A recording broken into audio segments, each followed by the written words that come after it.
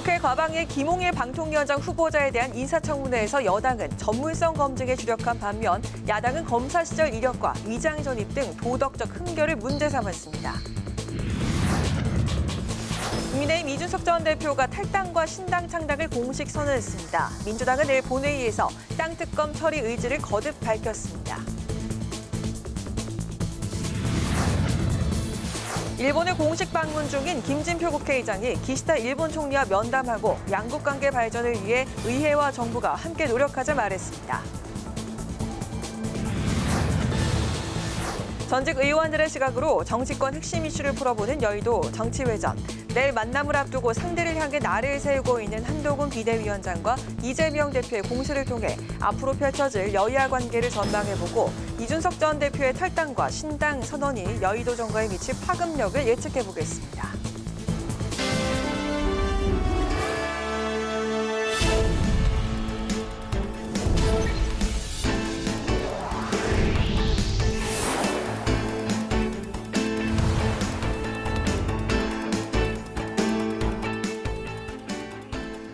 여러분 안녕하십니까? 12월 27일 수요일 국회 라이브 6 시작하겠습니다.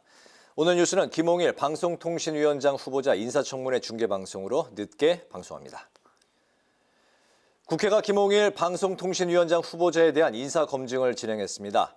김 후보자의 전문성과 도덕성이 주요 쟁점이었는데요. 여당은 방통위원장으로서 김 후보자의 전문성에 문제가 없다고 강조했지만 야당은 김 후보자의 검사 이력과 도덕성 문제도 함께 지적했습니다. 청문회 소식을 한규미 기자가 보도합니다. 야당은 인사청문회 시작부터 김홍일 방통위원장 후보자의 도덕성 문제를 제기했습니다. 김 후보자가 오리온 사회이사를 맡으며 오리온 오너 일가의 200억 원대 횡령 혐의 사건 변호를 담당한 점을 문제 삼고 독립적 위치에 있어야 할 사회이사가 기업 변호인단에 참여한 점은 위법이라고 주장했습니다. 법을 위반한 그런 그 소지 혹은 혐의 이런 것들이 상당히 나타납니다.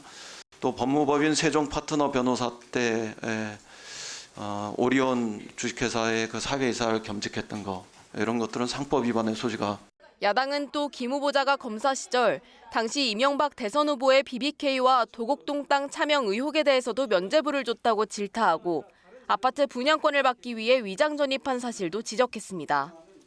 반면 여당은 법령상 결격 사유가 없는 후보자를 야당이 무분별하게 비판하고 있다며 김 후보자를 엄호하는 한편 국회가 대통령의 고유 인사권을 부정하고 있다고 야당의 날을 세웠습니다. 이어서 김 후보자는 방송과 통신 분야 전문성을 갖춘 적임자라며 야당과 시각을 달리했습니다. 방통위원장 역대 보면은 언론인 출신도 있고 정당인 출신도 있고 또 이제 법조인 출신도 있습니다. 진영 간의 갈등이 첨예하게 대립되는 최종 어떤 심판자의 역할로서 법과 원칙에 의해서 정확하게 판단을 해라 이런 어떤 영역이기 때문에 방송통신 쪽에 전문성이 부족하다는 그런 지적을 제가 겸허히 받아들이고 주위의 전문가들이나 우리 내부 도움을 받고 그리고 법률적인 면이나 규제와 관련된 부분에 대해서는 정성껏 열심히 파악해서. 여당 의원들은 특히 가짜뉴스 근절에 힘써달라고 당부하며 민생 체감도가 높은 통신 분야도 잘 챙겨야 한다고 조언했습니다. 한편 방통위가 현재 2인 체제로 운영되는 것과 관련해 김 후보자는 5인 체제가 바람직하지만 2인 체제에서도 심의나 의결이 가능하다고 답했습니다. 국회방송 한규미입니다. 민주당이 추진 중인 쌍특검법의 본회의 처리가 하루 앞으로 다가오면서 국회 전운이 감돌고 있습니다. 여권에선 예고한 대로 이준석 전 국민의힘 대표가 탈당을 공식 선언했습니다. 정치권 소식 강민지 기자가 보도합니다. 더불어민주당이 내일 처리를 예고한 쌍특검법을 두고 국회에 긴장감이 감돌고 있습니다. 이재명 대표는 특검을 거부하는 자가 범인이라며 내일 본회의에서 특검법 처리 강행 의지를 고수한 반면 특검을 거부하는 자가 범인이다. 많이 듣던 말 아닙니까? 여당이 하던 말입니다. 여당도 국민이 명하는 대로 진실을 밝히는 데 적극 협조하기 바랍니다. 한동훈 비대위원장은 총선용 악법이자 국민의 선택권을 침해하는 행위라며 수용 불가 입장을 확실히 했습니다. 이 같은 신경전 속 한동훈 비대위원장이 이르면 내일 이재명 대표에게 상견례를 겸한 예방에 나설 것으로 보여 두 사람의 만남에 관심이 집중되고 있습니다. 여권에선 서울 노원구 상계동 한 식당에서 이준석 전 국민의힘 대표가 탈당과 신당 창당을 공식 선언했습니다. 한나라당 비대위에 합류한 지 딱 12년이 되는 오늘 자신이 국회의원에 3번 도전한 지역구에서 기자회견을 열며 결연한 의지를 밝혔습니다. 내년 4월 대통령 한 사람이 아닌 상계동의 꿈, 보편적인 민주시민의 고민을 담아낼 수 있는 새로운 정당이 여러분을 대표할 수 있도록 제 모든 것을 쏟아부어서 정진하겠습니다. 한동훈 비대위원장과는 이제 경쟁자 관계라며 총선 전 국민의힘과의 재결합 관측을 차단했는데 한동훈 비대위원장도 이전 대표가 주장해온 세대 포이론을 신뢰하지 않는다고 밝히며 만남 가능성에 선을 그었습니다. 국회방송 강민지입니다.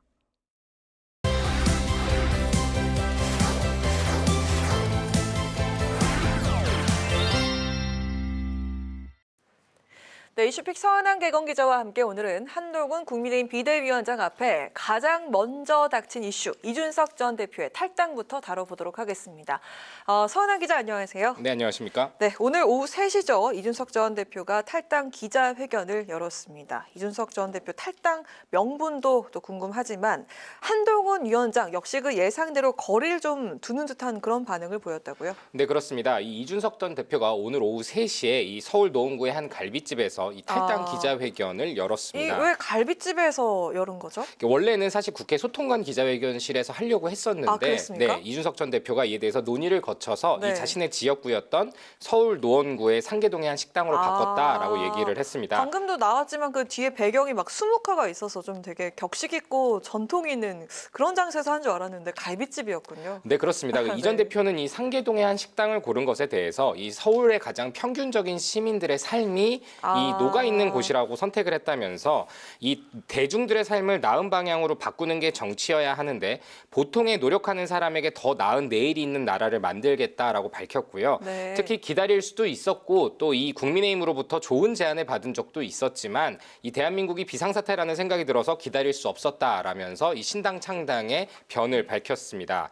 하지만 오늘 이 탈당식에는 이 천하용인으로 불리는 4명의 정치인들이 참석을 하지 않았습니다. 이 신당 창당 절차에 신속하게 착수해서 내년 1월 중순까지는 창당을 마무리한다는 계획인데 이 천하용인 중에 이기인 경기도의원 정도를 제외하면 아직 신당 합류 뜻을 밝힌 이가 없거든요.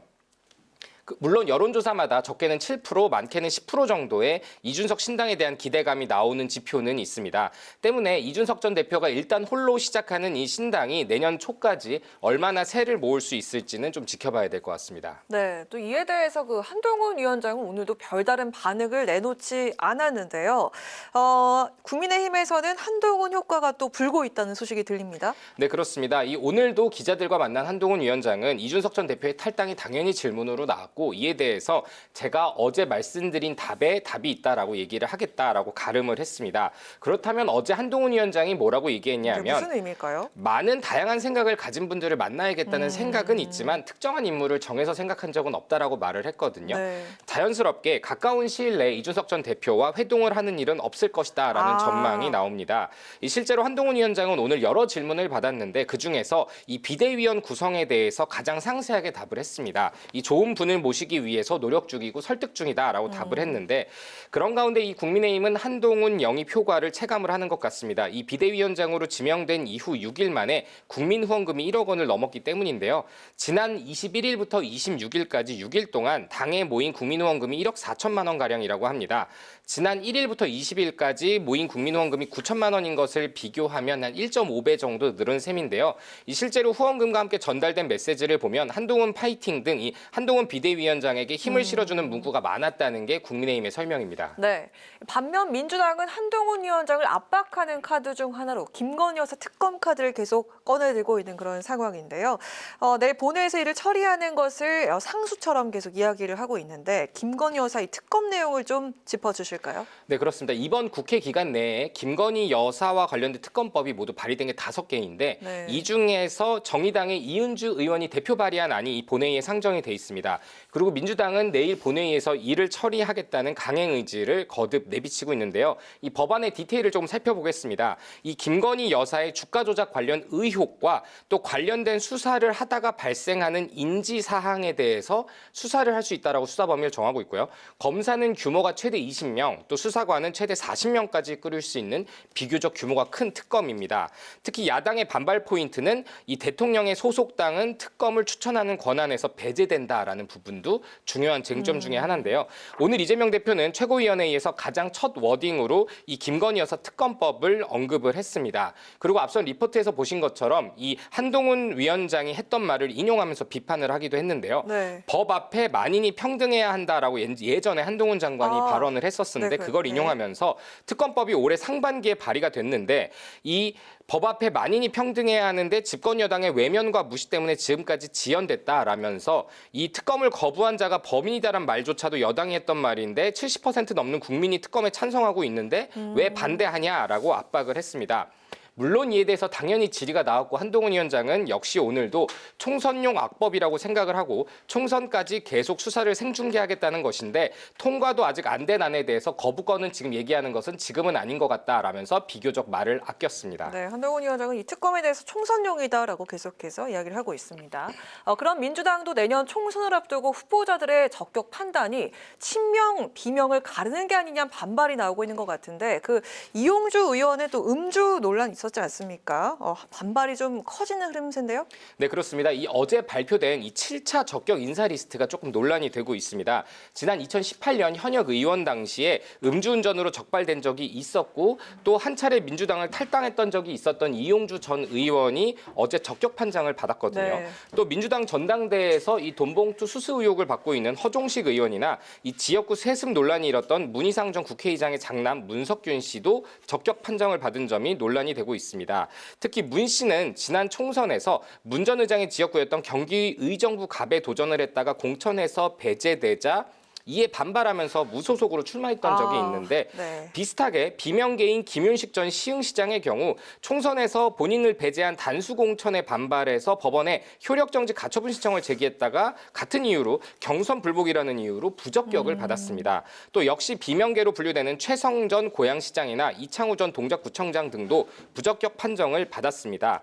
이 중에서 이 친이낙연계로 분류되는 이 최성전 시장의 경우에는 탈당 후에 이낙연 신당에 합류 가능성도 언론에 내비쳤는데요.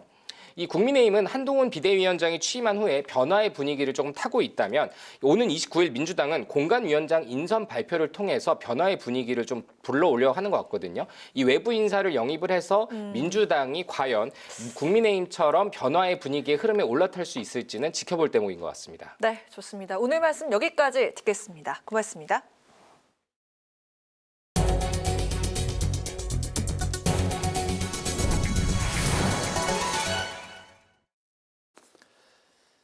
김진표 국회의장이 오늘 기시다 후미오 일본 내각 총리 대신과 회담을 마치고 귀국했습니다. 김 의장은 양국 관계 발전을 위해 한일 의회가 협력해 나아가자고 제안했고 기시다 총리도 한일 의회 교류는 양국 관계를 지탱하는 버팀목이라며 공감했습니다. 문그린 기자입니다. 2박 3일간 일본을 공식 방문하고 돌아온 김진표 국회의장. 김 의장은 오늘 기시다 후미오 내각 총리 대신을 만나 올 한해 7차례의 정상회담을 비롯한 한일 간 소통으로 양국 관계가 발전했다고 평가했습니다. 기시다 총리도 한일 의원연맹을 비롯한 의회 교류는 양국 관계를 지탱하는 튼튼한 버팀목이라고 말하며 김 의장의 일본 방문을 환영했습니다. 김 의장은 어제 누카가 후쿠시로 중의원 의장과의 회담에서도 양국 간의 협력을 통해 첨단 산업과 에너지 분야 협력 확대, 저출산 등의 문제들을 해결하자는 데 의견을 공감했습니다. 한일 관계가 여러 가지 문제를 극복하고 아주 정상화되는데 큰 계기가 만들어지는 것 같습니다. 앞으로 한일 관계, 한일 의회 협력을 더 활성화시키고 한일 관계가 발전에 크게 기여할 수 있는 좋은 계기가 될 수 있습니다. 특히 대한민국 국회의장으로서 6년 만에 일본을 공식 방문한 데 대해 기쁘다는 소회를 밝히며 양국 청년층에서 상대국에 대한 우호적 인식이 증가하고 있다고도 강조했습니다. 그래서 국민들이 모두 한일 이 안보 협력이 아주 바람직한 방향으로 잘 되고 있고, 그것이 한반도와 인도와 평화의 안정에 꼭 필요하고 앞으로 발전시켜 나가야 한다 하는 인식이 특히 양국의 젊은 세대에서 그런 지지율이 높게 나오는 것을 저는 아주 기쁘고 높게 평가합니다. 김 의장은 지난 9월 관동대지진 100주년 한국인 희생자 추념식에 무카가 의장이 참석한 것에 사의를 표명한 데 이어 오늘 기시다 총리에게도 관동대지진 진상규명과 한국인 유골봉환에 관심을 가져달라고 재차 요청했습니다. 국회방송 문그린입니다. 국회 국토교통위원회는 전체 회의를 열고 선구제 후 구상 방안을 담은 전세 사기 피해자 지원 특별법 개정안을 의결했습니다. 민주당이 단독으로 통과시킨 개정안은 정부가 전세 사기 피해자에게 전세 보증금을 먼저 보상해 준 뒤 추후 경매 등을 통해 정부가 회수하도록 했습니다. 다른 사기 사건과의 형평성을 문제 삼으며 개정안에 반대해온 국민의힘은 오늘 전체 회의에 참석하지 않았습니다. 국민의힘과 정부가 국회에서 당정 협의를 갖고 내년 1월부터 적용하기로 한 50인 미만 사업장 대상 중대재해처벌법 적용을 2년 유예하기로 결정했습니다. 유희동 정책위 의장은 브리핑을 통해서 소규모 사업장은 열악한 인력과 예산으로 법 시행에 따른 준비 부족을 호소하고 있어 재해 감소보다 폐업 등 부작용이 더 클 것이라며 이같이 판단했다고 설명했습니다. 대신 유예기간 소규모 사업장 안전관리 등에 총 1조 5천억 원을 투입하고 중대재해 위험도가 높은 중점관리 사업자 8만여 곳을 선정해 집중 지원하기로 했습니다. 더불어민주당이 국방부가 발간한 정신전력교육 기본교재에 대해 정치 중립성을 훼손하고 역사를 왜곡했다고 비판했습니다. 홍익표 원내대표는 최고위원회의에서 정신전력 기본교재가 특정 인물에 대한 노골적 찬양과 윤석열 대통령의 연설문으로 도배되는 등 정권 홍보물과 뉴라이트 교재로 전락했다고 지적했습니다. 홍 원내대표는 국방부를 향해 교재 발간을 즉각 중단하라고 촉구하는 한편 해당 교재 사용 금지 가처분 등의 법적 조치를 취하겠다고 강조했습니다. 이광재 국회 사무총장이 전문 자격사 단체 협회장들과 간담회를 갖고 국회 법사위의 법체계 자구심사 권한과 관련한 단체 의견을 들었습니다. 법사위 변호사 자격의원회 이해충돌 법안심사 배제 등에 관한 국민동의 청원을 진행 중인 한국세무사회와 변리사회 등 전문 자격사 5개 단체는 변호사 자격을 가진 법사위원들이 변호사 이해 관련 법안을 심사하는 것은 이해충돌 소지가 있는 만큼 이들의 법사위 체계 자구심사 권한을 폐지해야 한다고 주장했습니다. 이광재 총장은 국회가 개혁해야 할 과제 중 하나라고 동감하며 5만 명 이상 국민 동의를 얻어 청원이 국회 상임위로 회부되면 국회가 적극 검토할 것이라고 밝혔습니다.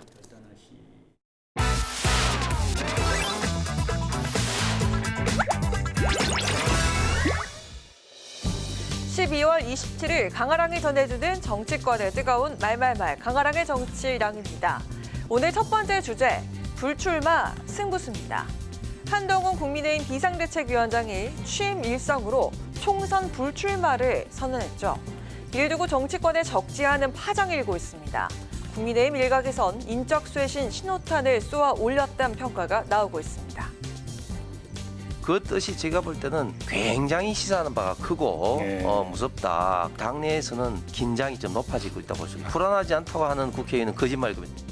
불출마를 공표하면서 본인에 대한 불확실성을 제거해 준 것은 저는 상당히 높게 평가를 하고 있습니다. 내부적으로 우리 국힘 후보들 역시 공천과 관련한 또 출마와 관련한 본인 스스로의 진퇴 여부 이런 것에 대한 그 결정의 속도가 상당히 빨라지지 않을까. TK 지역구를 기반으로 둔 홍석준 의원은 한 위원장의 결단에 대해 시사하는 바가 크고 무겁다며 당 내에서 긴장감이 높아지고 있다고 분석했습니다. 또 박민식 전 국가보훈부 장관은 한 위원장의 불출마로 인해 현역 의원들의 진퇴 결정이 빨라질 것이라고 예상했습니다. 반면 민주당에선 호평을 쏟아내는가 하면 긴장감도 보이는 분위기인데요. 유기용 의원은 한 위원장이 비례대표는 체면상 받을 수 없고 험지 지역구에 출마한다면 떨어질까 싶어 기겁한 선택을 한 게 아니냐고 비판했습니다. 반면 김영배 의원은 한 위원장의 결단이 민주당 입장에선 부담스러운 대목이라고 밝혔습니다. 그거는 이재명 대표에게 던지는 메시지 같은데요. 이재명 대표가 그 문제에 대해서 어떻게 느낄 것인지 저도 굉장히 궁금합니다. 스스로 기득권을 좀 내려놓는 모습을 보이는 게 좋겠다는 전략적 판단을 한 것 같은데요. 사실 민주당 입장에서 굉장히 부담스러운 대목이기도 합니다. 한동훈 바람이 여당의 공천 혁신 과정을 통해 갖고 일어난다고 하면 상하는 정도의 공천 혁신이 있어야 될 것으로 보고 있습니다. 국민의힘 구원투수로 등판하며 총선 불출마를 선언한 한동훈 위원장. 일각에선 정치권을 향한 선전포고가 아니겠냐는 분석도 나옵니다. 한 위원장의 결단이 어떤 파장을 불러올지 지켜봐야겠습니다. 이어서 두 번째 주제, 김건희 특검법 B-1입니다. 여야가 이른바 김건희 특검법 처리를 둘러싸고 강대강 대치로 치달으면서 연말 정국이 얼어붙고 있습니다. 민주당은 내일 본회의에서 김건희 여사 특검법을 강행 처리하겠다는 입장인데요. 반면 국민의힘과 대통령실은 야당이 통과시키면 즉각 거부권 행사에 나서겠다고 말씀하면서 치열한 신경전을 벌이고 있습니다. 한동훈 국민의힘 비대위원장은 김건희 여사 특검법은 총선용 악법이라며 거부 입장을 재차 강조한 상황이죠. 윤재욱 당대표 권한대행도 뜻을 같이 하며 거부 입장에 힘을 실었습니다. 윤석열 대통령 내외를 모욕하고 이를 득표에 활용하겠다는 목적이 명확합니다. 다수 의석으로 없는 제도 만들어내겠다는 입법 폭력입니다. 이에 대해 홍준표 대구시장은 정부 여당이 진퇴양난에 빠진 것이라며 우려를 전했습니다. 특검법을 받아들이면 사상 초유의 사태가 벌어지고 거부하면 국민적 비난이 가중될 것이란 건데요. 그러면서 한동훈 위원장이 슬기롭게 대처해야 한다고 덧붙였습니다. 한편 여당 일각에선 특검법의 책임은 일선에 있는 국민의힘 후보들이 져야 하는 상황이 됐다면서 언짢은 입장을 전하기도 했습니다. 원내에서 책임을 진다는 것은 오직 이제 정치적인 수사인 거지 그 책임은 사실은 국민의힘 후보들이 다 벗는 거죠. 네, 그래서 책임은 오히려 일선에 있는 야전 사령관들이 다 맡게 되는 상황입니다. 네, 반면 민주당에선 김건희 여사가 무죄였다면 정부 여당이 이미 특검을 받았을 것이라고 밝혔는데요. 또 비상대책위원장으로 온 한 위원장을 겨냥해 김건희 여사 이름조차 언급하지 못한다면 위기 상황에서 비상한 역할을 잘 해낼 수 있겠냐면서 지적을 했습니다. 이거를 총선 이후로 미루는 것조차도 안 받겠다고 한 것은 여기에 김건희 여사의 혐의가 일부라도 유죄로 보여줄 수 있는 것들이 드러날 가능성을 두려워하는 것이죠. 그러니까 저는 오히려 이것이 저한테는 유죄의 심증을 가하게 하는 행위로 보여지는데요. 한동훈 비대위원장이 그야말로 비상한 상황이라고 생각하고 오신 거 아니겠어요? 그런 분이 뭐 대통령은 눈도 쳐다보지 못하고 대통령 부인 김건희 여사는 이름도 못 부르고 그러면 이게 뭐 비상한 상황이 비상한 역할을 하실 수 있겠나? 김건희 특검법은 국민의 요구라며 재차 강행 처리 의지를 밝힌 민주당. 거부권 행사를 예고하며 한치의 물러섬도 보이지 않는 국민의힘. 총선을 앞둔 상황에서 전국을 뒤흔들 메가 변수가 될 것으로 보입니다. 지금까지 강하랑의 정치랑이었습니다.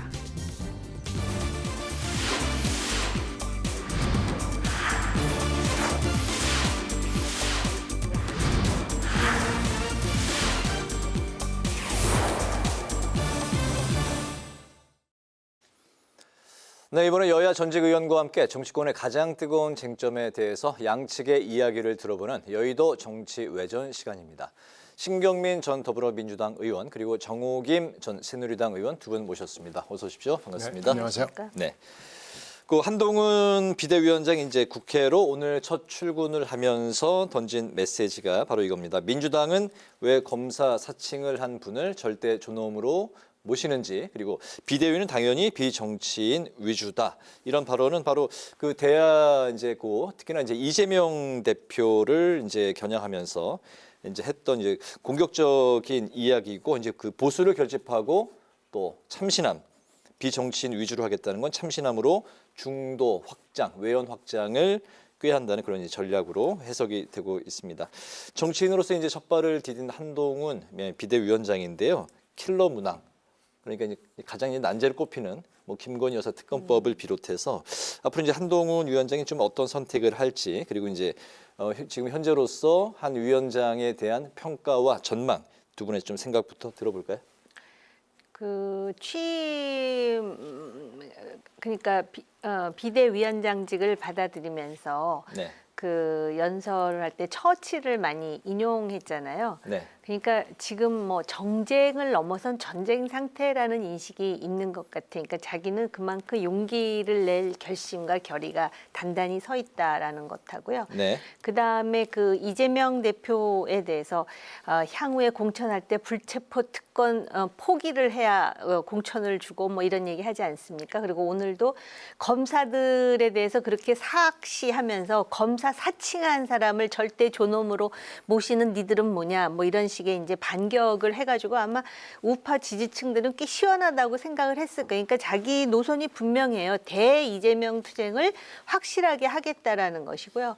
그 다음에 출마하지 않겠다라고 함으로써 다른 건 몰라도 물갈이는 내가 아주 시원하게 해보겠다라는 의지를 또 표명했거든요. 네. 그러니까 그걸 가지고 킬러 문항을 이제 해소하겠다라는 생각인 것 같아요. 킬러 문항으로 좀 제시하신 네. 그 쌍특검이라든지 그 부분에 대해서 아직까지 본인의 답을 내놓지 않았습니다. 당과 의논한다 그랬거든요. 네. 그 대신에 다른 부분에서 보여주겠다라는 거는 확실한 것 같습니다. 네, 난제가 이제 산적하다고 지금 장하게도 이제 나오고 있는데, 한동훈 비대위가 이제 성공하려면 좀 어떤 부분들, 어떤 현안들이 있고 그 현안들을 어떻게 좀 뚫고 나가야 될지 좀 전망 들어볼까요? 뭐 공천 가지고 할 수밖에 없죠. 어저께 불출마는 매우 현명한 선택을 한 거고요. 네. 공천에서 하여튼 뭔가 화끈한 걸 보여주겠다는 걸 예고한 거기 때문에 아마 지금 사시나무처럼 떠는 사람들이 한둘이 아닐 거예요. 그런데 불출마는 여러 가지 효과가 있는데, 만약에 출마를 하겠다고 결정을 하고 어제 아무 얘기도 안 했다 그러면 이제 뭐 그 따라 붙는 그 뭐라고 그럴까 질문들이 좀 좀 자잘해요. 네. 지역으로 가면 어디로 갈래, 꽃길 갈래, 뭐 험지 갈래, 뭐부터 시작을 해서 비례로 간다고 하면 몇 번 갈래, 뭐 이러니까 이게 좀 지저분해요. 네. 그러니까 잘 선택한 거예요.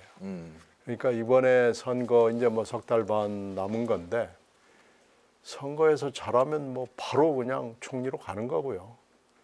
만약에 성적표가 썩 그렇게 나이스하게 안 나오더라도 네. 뭐 장관급 가는 데는 아무 지장이 없잖아요. 그렇게 따지면은 굉장히 잘한 선택을 했고, 뭐 이건 뭐 그 이상 그 이하도 아니고 한동훈 나온 선택을 한 거죠. 근데 이제 문제는 민주당 입장에서 보면 어제 이재명 대표를 정말 늑신했거든요. 근데 오늘 또 하더라고요. 근데 이게 하루 한 건주의로 할 것 같아요.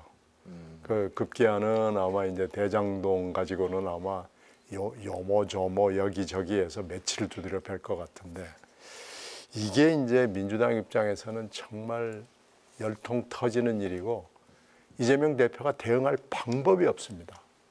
이건 침묵 외에는 아무 대책이 없어요. 그러니까 이렇게 일일 한 건주의로 두드려 팼을 때 민주당이 손을 놓고 있을 수밖에 없다는, 그러니까 뭐 거들을 올릴 방법이 없거든요.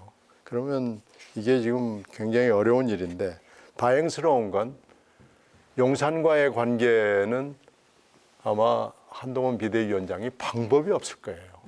이건 안 해본 일이에요. 지금까지 법무장관으로서 해본 일이 아니에요. 그리고 지난 긴 오랜 시간에 검사 생활에도 해본 일이 아니에요. 왜 그러냐면 검사 때는 사회 거학하고 싸우잖아요. 그러니까 이 사회 거학을 왼쪽을 찌르냐 오른쪽을 찌르냐에 가지고 이견이 있을 수 있잖아요. 그런데 찌르는 데는 아무 문제가 없잖아요. 근데 이건 대통령 가족이잖아요. 그러면은 대통령 가족을 지금 찔러야 되는 상황이 되는데 찌를 수 있겠어요? 못 찌르거든요. 그러니까 이 대목은 민주당으로서는 좀 다행스러운 일이죠. 한동훈은 할 수 있는 일이 없다.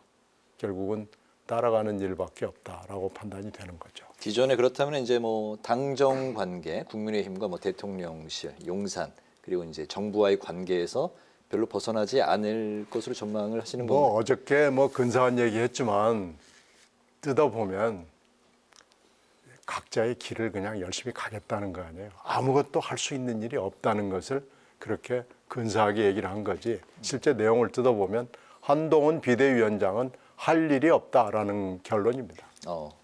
정 의원님도 뭐 그러면 같은 생각이신가요? 뭐 기존의 당정 관계에서 별로 벗어나지 않고 그리고 이제 뭐 난제로 꼽히는 김건희 여사 특검법도 결국에는 받지 않는 쪽으로 갈 거라고 보시나요? 그러니까 제가 궁금한 게 그 부분이에요. 모범생이었고요. 네. 머리도 제법 좋은 것 같고요. 말과 글도 꽤 잘 써요. 그러니까 사람들이 명민하다 그러잖아요. 네. 그런데 검사 경력이 뭐 거의 30년에 육박한다고 치면은요.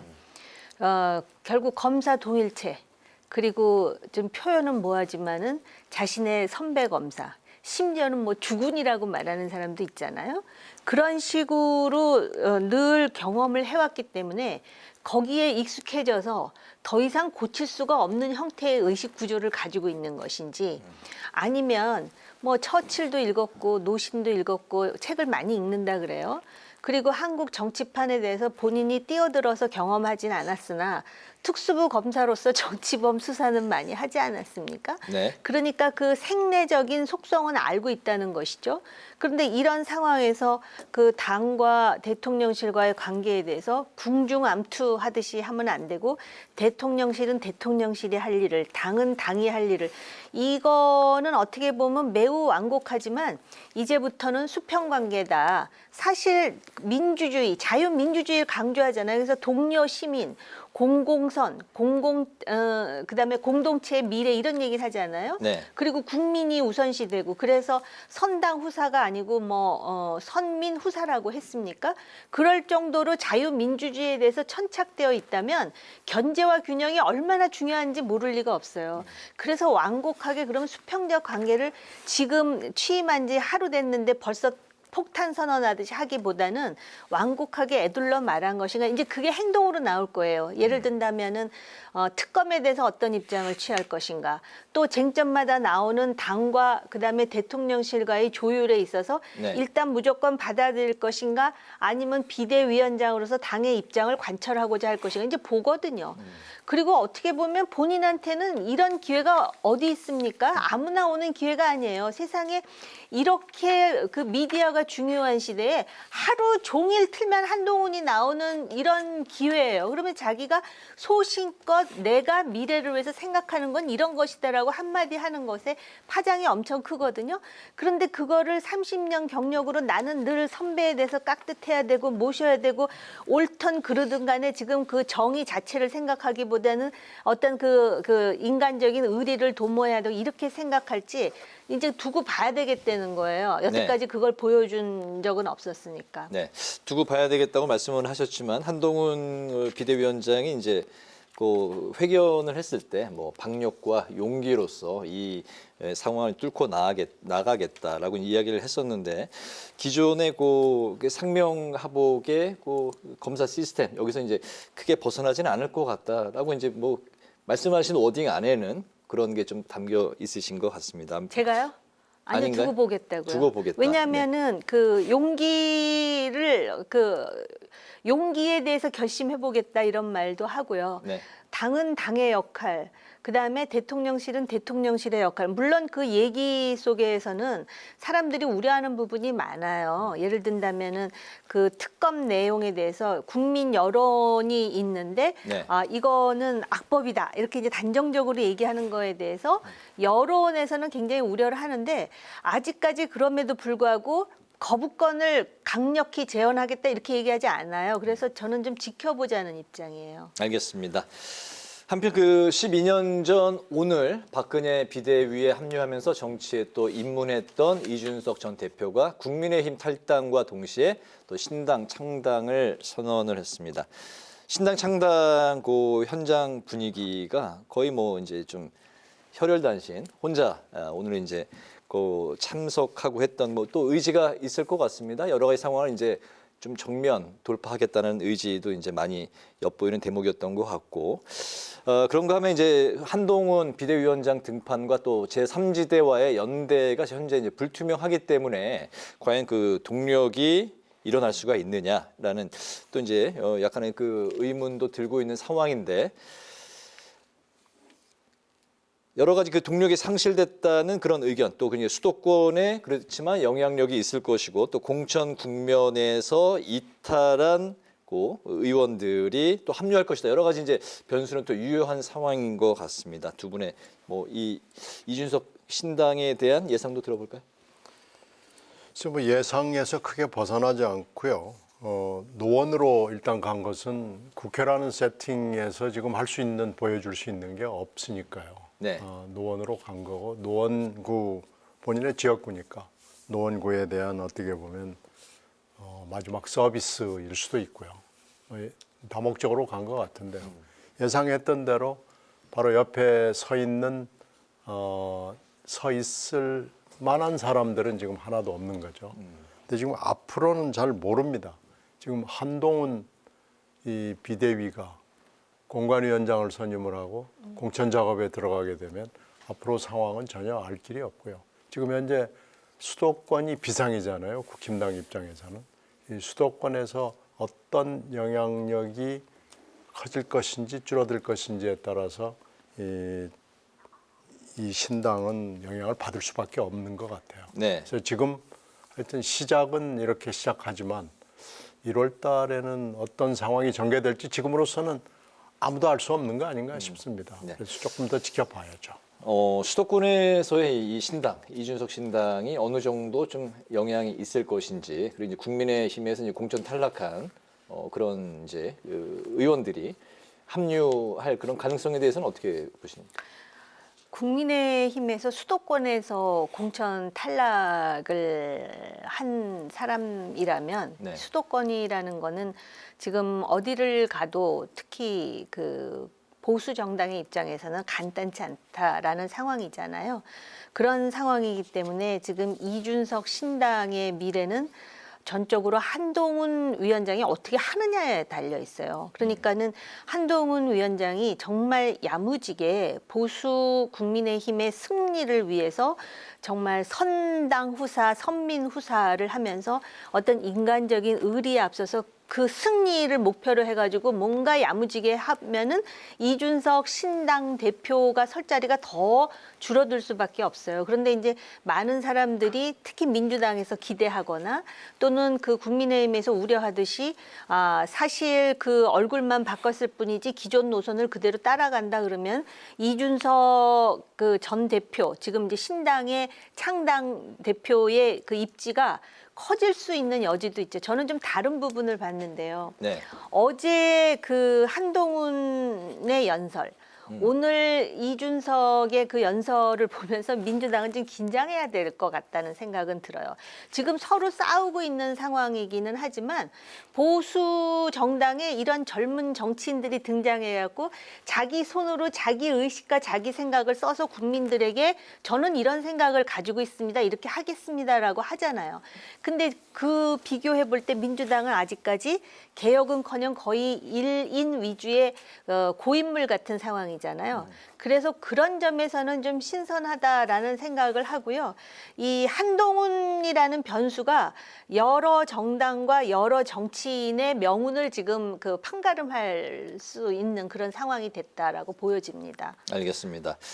민주당 상황으로 이제 좀 가볼까 하는데요. 이낙연 전 대표의 뭐 그 좀 신당 추진 상황도 좀 들어보고 싶고, 왜냐하면 그 신당 결단을 제시한 그 시한이 일단 연말이었고 지금 이제 연말이 이제 됐기 때문에, 그리고 이제 한동훈 비대위원장 뭐 등판으로 이제 민주당의 이재명 대표가 계속해서 이제 이런저런 좀 공격을 받고 있는데, 이재명 대표도 역시 좀 많은 고심에 빠져 있을 것 같습니다. 당장 이제 모레로 예정된 공관위 출범이 어떻게 구성되느냐에 따라서 이재명 대표가 현재 어떤 생각과 결단, 통합에 대한 의지를 갖고 있는지가 굉장히 명료해질 것 같은데요.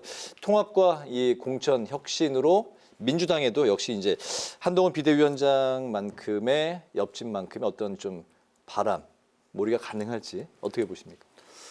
지금 현재 내일이 이제 정세균 전 총리하고 이재명 대표가 만나는 날이에요. 네. 이낙연 대표와의 그 미팅은 아직 성사된 단계는 지금 안 보입니다.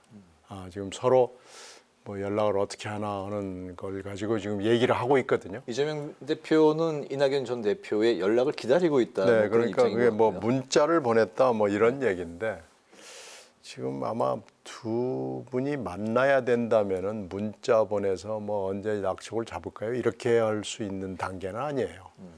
그 6월 귀국 이후에 여러 가지 일들이 지금 얽히고 설키고 복잡하게 돼 있기 때문에 그러니까 문자해가지고 한번 보시죠. 뭐 이런 단계로 해서 그래 봅시다. 이런 건 아닌 것 같아요. 네. 하여튼 지금 정세균 대표와 내일 이재명 대표가 만나니까 큰 기대는 물론 하지 않습니다. 그러나 하여튼 두 사람의 만남에서 뭔가 얘기는 몇 마디 나올 거 아니겠어요? 이 얘기를 일단 들어보는 것은 필요해 보이고요. 공관위원장, 이걸 이제 민주당에서는 공심위원장이라고 부르는데 글쎄 뭐 이름이 중요한 게 아니고 공관위원장을 누구로 하느냐라는 것은 이 대목에서 그렇게 중요해 보이지는 않습니다. 아, 그렇습니까? 네. 왜 그러냐면은 공관위가 뜨기 전에 전 단계에 굉장히 많은 일들이 이루어지거든요. 그러니까 현역 평가도 있죠. 그리고 당무감사도 있죠. 그리고 지금 요새 진행되고 있는 후보 자격 심사위원회라는 것도 있죠. 여기서 사실 예열은 다 끝나거든요. 그래서 이 예열이 다 된 걸 가지고 공관위에다가 자료를 턱 갖다 놓는 거거든요. 그러면 공관위는 경선을 하느냐 안 하느냐 이것 정도 결정하는 거거든요. 그리고 이제 공관위 구성도 굉장히 중요한데 공관위에서는 위원장이 중요한 게 아니고 수석부위원장이 매우 중요합니다. 이건 사무총장이 당연직으로 들어가는데 사무총장이 누구냐가 매우 중요합니다. 근데 지금 사무총장은 조정식 사무총장이 하고 있거든요. 근데 조정식 사무총장이 과연 객관적이고 공정하고 중립적인 사람이냐라는 거에 대해서 비명 쪽에 있는 분들은 아주 회의적이에요. 그러니까 지금 이런저런 것들이 그러니까 인프라가 이미 상당히 진행이 됐고 그 인프라가 아직 제대로 깔려 있지 않다 이렇게 보기 때문에 지금 공관위원장이 누구냐를 가지고 뭐 언론들이 뭐 여러 가지 얘기들을 하지만 저는 별로 관심이 없습니다. 누구가 오든 뭐 친명을 쓴다 그러면 그건 뭐 더 볼 것도 없고 비명을 서로 쓴다고 하더라도 비명 공관위원장이 할 수 있는 여지가 매우 좁아요. 네. 그래서 저는 공관위원장 부분은 여기서 크게 관심거리가 아니다라고 말씀드리겠습니다. 네, 공천에 대해서 이미 많은 과정이 이루어졌고 그렇기 때문에 모레 있을 공관위원장 이제 그 상황에 대해서 별로 이제 의미를 부여하고 싶지 않고 통합과 혁신에 대해서도 좀 회의적인 그런 부분이신 것 같네요. 그렇죠. 지금 현재 뭐 통합 공관위 얘기를 하는데 원래 공관이라는 건 통합이에요. 통합 자리를 붙이나 안 붙이나 공관위는 그렇게 만들어야 되는 겁니다. 네네. 그 아무 의미 없는 얘기입니다. 네. 굉장히 좀 부정적으로 말씀을 하셨는데 어떻게 보십니까? 관전자로서 볼 때 민주당에 이제 이렇게 패널들이 나오면은 특히 친명계 패널들이 자랑하는 게 뭐냐면 우리는 이미 시스템이 다 구비가 되어 있다라는 것이거든요. 네. 근데 지금 지금 후보도 아닌 예비 후보의 입장에서 적격 부적격 심사를 하는 걸 보면은 이거 자체가 뭐 기계적 허들이라 어떤 수준을 넘어가면 적격이고 어떤 수준을 넘지 못하면 부적격이라고 하는데 그럼에도 불구하고 참 이게 우연인지 필연인지 비명들이 많이 지금 떨어져 나가고 있지 않습니까? 그리고 누가 봐도 예를 들어서 뭐 과거의 어떤 공천에 대해서 불만을 피력하면서 탈당한 사람이 다시 돌아와서 사면을 받으면 이 사람은 적격이고 또 그 당시 문제를 제기했는데 탈당도 안 했음에도 불구하고 권력자와 같이 지금 이제 경쟁을 벌이는 사람은 부적격이 되고 지금 이런 일들이 비일비재하지 하지 않습니까? 그러다 보니까는 이것에 대해서 과연 이것이 시스템 공천인가에 대해서 굉장히 그 의혹의 눈초리를 뜨고 있고 바로 그런 부분에서 전직 새 총리가 문제의식을 느끼면서 네. 실제로 그 연동형 비례제는 말할 것도 없고 당내 민주주의가 제대로 순환되지 않고 있다라는 문제의식을 갖는 것 아니겠습니까? 그래서 이런 식의 어떤 그 쟁점들이 계속해서 이렇게 그 민주당에 이렇게 그 자리하고 있다면 네. 아무래도 막 그 다이나믹하게 움직이는 국민의힘 어찌됐든 막 덜컹덜컹 하면서 뭐 사람도 물갈이하고 막 이러지 않겠습니까? 그러면 유권자들 입장에서 아, 저 당은 뭔가 그 변화의 몸짓이 굉장히 그 느껴지는데 이 당은 그게 안 느껴지고 1인 독재의 정말 이재명 민주당이야 이런 인식을 뿌리 깊이 착근시키는데 굉장히 그 일조하지 않겠습니까? 알겠습니다. 저희 방송이 오늘 좀 그 늦게 들어갔는데요. 그 이유가 오늘 국회에서 김홍일 방통위원장 후보자 인사청문회가 열렸기 때문인데요. 바로 이 부분에 대해서 두 분의 생각을 요거는 좀 짧게 들어볼까 합니다. 그 대통령과 친분이 있는 특수부 출신 검사다. 이게 야당의 이제 공격이고 여당은 법조인이고 가짜 뉴스 근절을 할 수 있는 해결할 그 적임자다 이렇게 이제 엄호를 했습니다. 김홍일 방통위원장 후보자 인사청문회 어떻게 지켜보셨습니까? 예상했던 대로예요. 전문성 부분은 본인도 인정을 해요. 나 전문성 없다.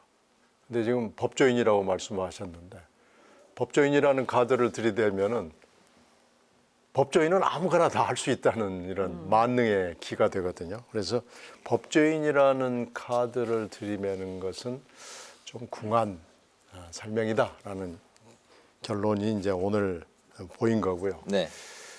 굉장히 많은 얘기 중에 하나가 지금 뭐 그 가짜 뉴스까지 포함을 해서 2인 방통위가 굉장히 중요한 이슈예요. 지금 2인 방통위로 굉장히 오랜 시간 동안 방통위가 운영이 됐는데 방통위는 5인 방통위입니다. 이게 미국의 FCC를 모델로 해서 방송통신을 정부가 개입할 수 없다는 것 때문에 민간 기구에 흉내를 내고 있는 건데 사실 뭐 대통령이 임명하는 거기 때문에 엄밀하게 말해서 민간 기구는 아니에요. 네. 그럼에도 불구하고 5인 체제로 해서 위원회로 만들어 놓은 것은 5인 안에서 5인 가급적이면 하여튼 다 갖추고 만약에 안 되더라도 적어도 5인의 과반수가 되는 3인 체제는 하라는 거 아니겠어요?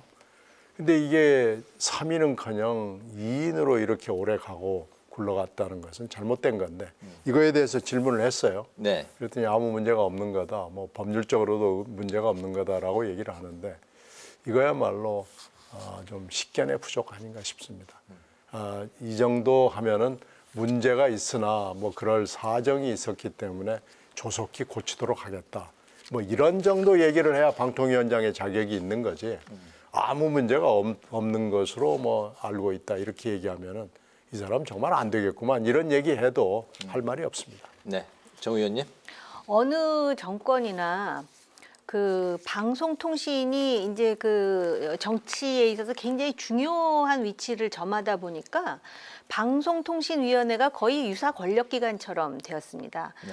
그러다 보니까 어느 정권에서든 자기랑 가까운 사람을 임명해서 그 정권에 굉장히 유리한 방송통신 환경을 만들어요. 이거는 어느 정권이나 예외가 없어요. 이게 무슨 뭐 민주당 정권이든 아니면 보수정당 정권이든.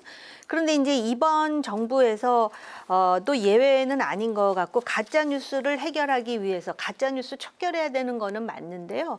오히려 우리나라에서는 가짜 뉴스만큼 중요한 문제가 뭐냐면 방송의 독립성과 중립성을 어떻게 보장해 주느냐. 그래서 선진화를 이루느냐. 누군가가 그 물꼬를 터야 돼요. 어느 정권이든. 네. 그런데 이제 가뜩이나 또 검사 출신 고위직이 많은데 대통령의 최측근이면서 그러다 보니까는 이제 민주당은 또 이거를 이제 빌미로 삼아서 여러 가지 공격을 할 거고요.